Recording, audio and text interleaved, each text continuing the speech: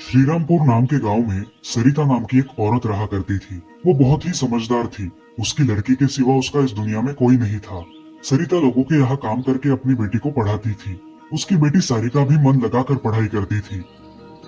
माँ, मैं बड़ी होके डॉक्टर बनूंगी, फिर तुम्हें काम करने की कोई जरूरत नहीं पड़ेगी।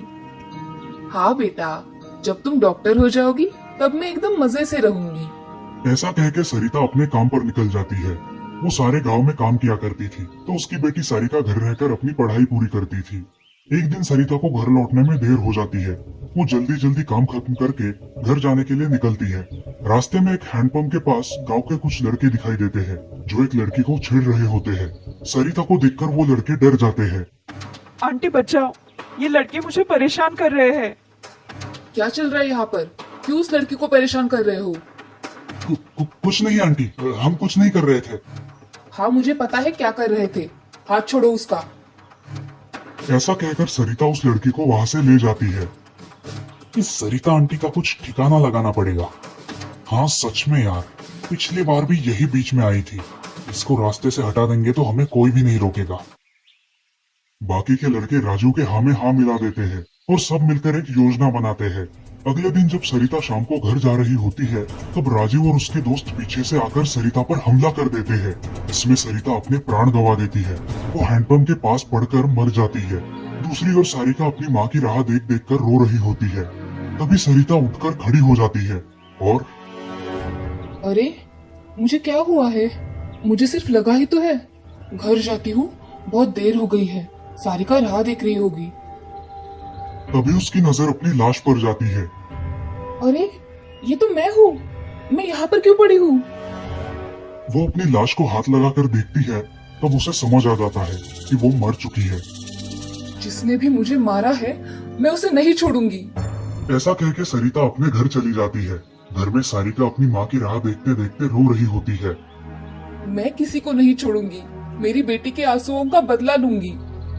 अगले दिन सारे गांव वाले हैंडपंप के पास जमा हो जाते हैं और उन्हें वहां सरिता की लाश मिलती है। अरे ये तो सरिता है, इसे किसने मारा? बेचारी की छोटी बेटी है। इसकी तहकीकात पुलिस करेगी। पुलिस पोस्टमार्टम करके बॉडी गांव वालों के हवाले करते हैं। चलो हम इसका अंतिम संस्कार करते हैं।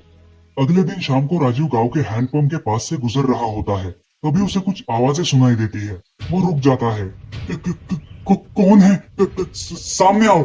मारते हुए तो डर नहीं लगा, अब डर लग रहा है। कौन हो तुम? सरिता आंटी तो नहीं? हाँ, मैं सरिता हूँ। तुमने मुझे क्यों मारा? क्या बिगाड़ा था मैंने तुम्हारा? कुछ नहीं, वो आप हमें हमेशा टोकती थी ना, इसलिए।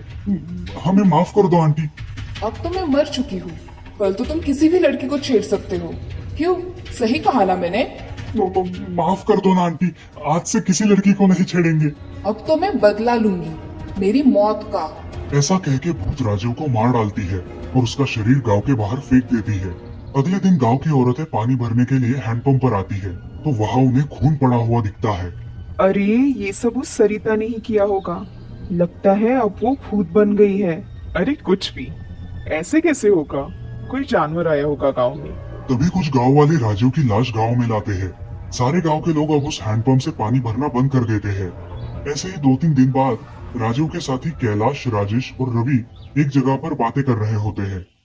अरे राजू ने सरिता आंटी का खून किया, इसीलिए उसको मार डाला। हमें डरने की कोई जरूरत नहीं है। एक दिन कैलाश रात को गांव से जा रहा था। वो हैंडपंप के पास आते ही उसे डरावनी आवाजें सुनाई दी। तो कौन है? ऐसी डरावनी आवाजें कौन निकाल रहा है? क्यों, अब आवाजों से डर लगता है? मारते वक्त डर नहीं लगा क्या? मैंने किसी को नहीं मारा। अब देखो मैं तुम्हारा क्या हाल करती हूँ। मुझे मारा था ना? प्लीज सरिता आंटी, मुझे माफ कर दो। माफी? और तुम्हें? किस मुंह से माफी मांग रहे हो? प्लीज प्लीज माफ कर दो। सरिता कैलाश को भी मारकर उसकी लाश गांव के बाहर फेंक देती है। अब गांव वाले समझ जाते हैं कि ये सब सरिता ही कर रही है। हम ऐसा करते हैं कि गांव के पंडित जी को पूछ के देखते हैं। क्या हो रहा है सब पता चल जाएगा। सरपंच जी गांव के पंडित को उनके घर बुलाते हैं। पंडित जी उनके घर आते हैं। नमस्ते सरपंच जी, बुलाया आपने? नमस्ते पंडित जी, इस गांव में जो खून हो रहे हैं उनके पीछे क्या राज है वो समझना था। सरपंच जी मुझे थोड़ा समय दीजिए। मैं आपको बताता हूँ। ऐसा कह के पंडित जी आंखें बंद कर लेते हैं और 15 मिनट बाद आंखें खोलते हैं। सरपंच जी, हमारे गांव की सरिता नाम की औरत का हैंडपंप के पास खून हुआ था। सरिता का भूत अब सरिता के हत्यारों का बदला ले रहा है, लेकिन इसे रोकने के लिए हमें क्या करना होगा? कोई तो उपाय होगा। है, मगर सरल नहीं।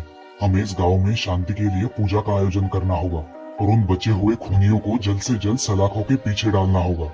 ये काम अब आपका। जब उन्हें जेल में डालोगे, बाद में हम ये पूजा करेंगे। इससे हमारी पूजा सफल होगी और सरिता की आत्मा को शांति मिलेगी। उसकी बेटी को किसी अच्छे अनाथ आश्रम में डाल देंगे। अब सारे गांव वाले मिलकर बचे हुए खूनियों को ढूंढ कर निकालते हैं और उन्हें पुलिस के हवाले करते हैं। वे लोग सरिता की बेटी को भी एक अच्छे अनाथ आश्रम में दाखिल करते हैं। अब सरिता का बदला पूरा हो जाता है और उसकी आत्मा मुक्त हो जाती है।